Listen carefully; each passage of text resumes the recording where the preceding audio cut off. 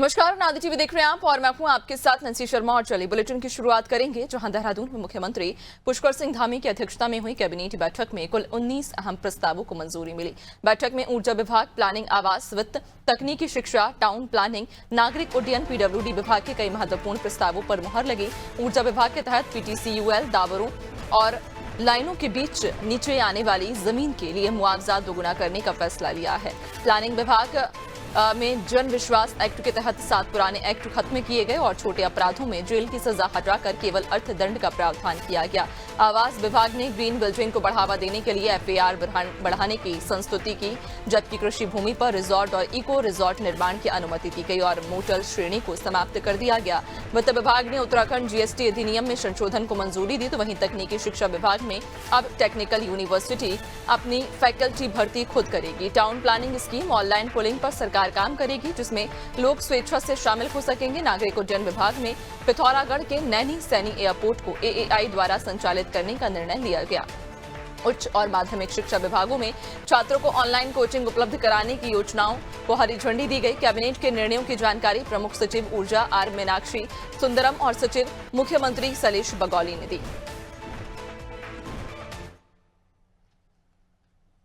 अगला मुद्दा था ये तकनीकी शिक्षा विभाग का मुद्दा था, जिसमें कि हमारे जो टेक्निकल यूनिवर्सिटी है, आज तक उसमें जो फैकल्टी है उसकी भर्ती, ये व्यवस्था थी कि उनकी जो फैकल्टी की भर्ती है वो लोक सेवा आयोग करेगा। उसमें एक आंशिक संशोधन किया गया है कि अन्य विश्वविद्यालयों की भांति इनकी भर्ती अब विश्वविद्यालय के स्तर से होगी। ये इसी तरह की एक स्कीम जो है ये माध्यमिक शिक्षा विभाग भी लेकर के आया है। इसमें क्लैट, नीट और जेईई की जो परीक्षाएं हैं उनकी तैयारी करने के लिए ऐसे छात्र जो 11वीं और 12वीं में पढ़ रहे हैं और हमारे सरकारी और एडेड विद्यालयों में हैं, उनके लिए भी इसी तरह की ऑनलाइन कोचिंग की सुविधा देने के लिए आज एक योजना लाई गई थी। उस पर माननीय मंत्रिमंडल द्वारा अनुमति दी गई है और इसमें लगभग 10,000 का इसमें लक्ष्य इसमें रखा गया है। इसको क्या नाम दिया होगा? इसका नाम है मुख्यमंत्री युवा भविष्य निर्माण योजना। सेम नाम। अगला मत ये हमारा पीडब्ल्यूडी का मत था। इसमें देहरादून शहर में जो प्रस्तावित रिस्पना और बिंदाल एलिवेटेड परियोजनाओं के निर्माण हेतु एक ये एनएचएआई के द्वारा ये एक रिक्वेस्ट भेजा गया था भारत राज्य सरकार को कि इसमें जो जीएसटी लगेगा और इसमें जो रॉयल्टी में जो व्यवहार लगता है उसमें छूट दे दी जाए।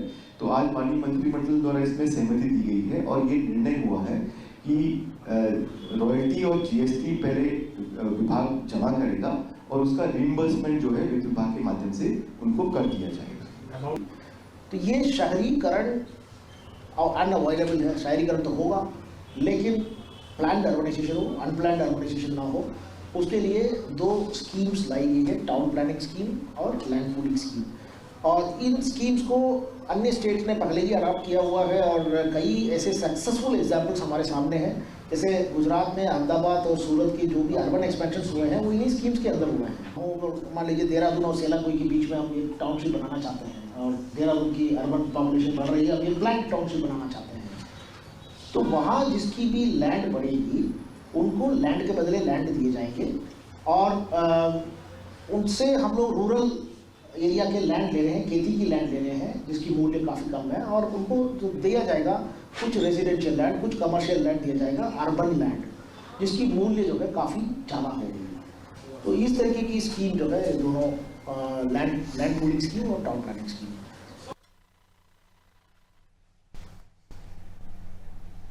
तो आपको बताते चलें कि धामी कैबिनेट की बैठक हुई जिसमें 19 प्रस्तावों को मंजूरी मिली है और ये कैबिनेट की बैठक बेहद महत्वपूर्ण रही। इस कैबिनेट की बैठक में कई ऐसे प्रस्ताव रखे जिन पर चर्चा हुई और न सिर्फ चर्चा हुई बल्कि इन प्रस्तावों को मंजूरी भी मिली है। आपको बताते चलें कि ऊर्जा विभाग के तहत पीटीसीयूएल टावरों और लाइन के बीच नीचे आने वाली जमीन के लिए मुआवजा दोगुना करने का फैसला किया गया।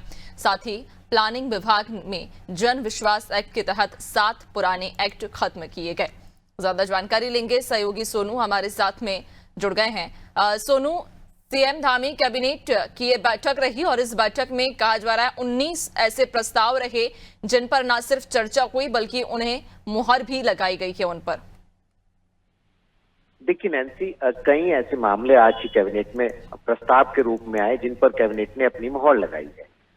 जल जंगल जमीन के रूप में हम आज की कैबिनेट का फोकस देख सकते हैं, जिसमें जमीन से संबंधित कुछ प्रस्तावों में मोहर कैबिनेट की लगी है। इसके अलावा कुछ कर्मचारियों से संबंधित नियमावलियों में संशोधन किए गए हैं और जिस तरह से लोक सेवा आयोग के स्तर से भर्ती की जाती थी तकनीकी शिक्षा में, अब विश्वविद्यालय को ये अधिकार सौंपे गए हैं। इसके साथ साथ जो कृषि भूमि है उसमें अब रिजॉर्ट बनाने की भी अनुमति दी गई है, उसकी कुछ शर्तें भी अनुमान्य की गई है। इसके साथ साथ जो माध्यमिक शिक्षा है और उच्च शिक्षा सरकारी महाविद्यालयों में और 11वीं और 12वीं क्लास के जो छात्र हैं सरकारी विद्यालयों के, इनको ऑनलाइन अध्ययन कराने की जो कंपटीशन की तैयारी करते हैं छात्र छात्राएं, उनको सुविधाएं उपलब्ध कराई जाएंगी। इसको एक बड़े फैसले के रूप में भी देखा जा रहा है। कहीं ना कहीं राज्य की धामी सरकार शिक्षा को, उच्च शिक्षा प्रणाली को और बेहतर करने के साथ साथ युवाओं को प्रोत्साहन के तौर पर उनको ऑनलाइन तैयारी कराई जाएगी। पहले भी सरकार ने इस तरीके के सहयोग जो हैं वो अलग अलग स्तर पर पहले भी किए हैं। अब चूंकि ऑनलाइन क्लासेस देना, उनको वीडियो, बुक्स और इस तरीके के संसाधन उपलब्ध कराना जिससे वो कंपटीशन की तैयारी कर बेहतर परफॉर्म कर सकें।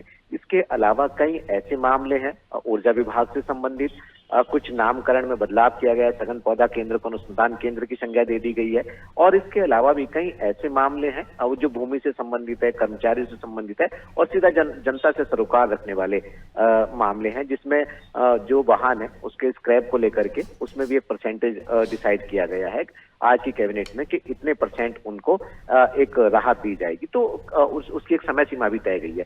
तो एक नहीं बल्कि अनेकों ऐसे मामले हैं, ऐसे प्रस्ताव थे जिन पर चर्चा की गई और चर्चा के बाद कैबिनेट ने अपनी मोहर लगाई और आज कैबिनेट की मंजूरी के बाद अब आने वाले समय में धरातल पर इनको लागू होता हम देख पाएंगे। नैन्सी, बिल्कुल, यानी कि आज की ये कैबिनेट की बैठक कई मायनों में खास रही, चूंकि 19 अहम प्रस्तावों को इस कैबिनेट की बैठक में मंजूरी दी गई है। बहुत शुक्रिया आपका, बने रहिएगा और भी आगे आपसे अपडेट्स लेंगे।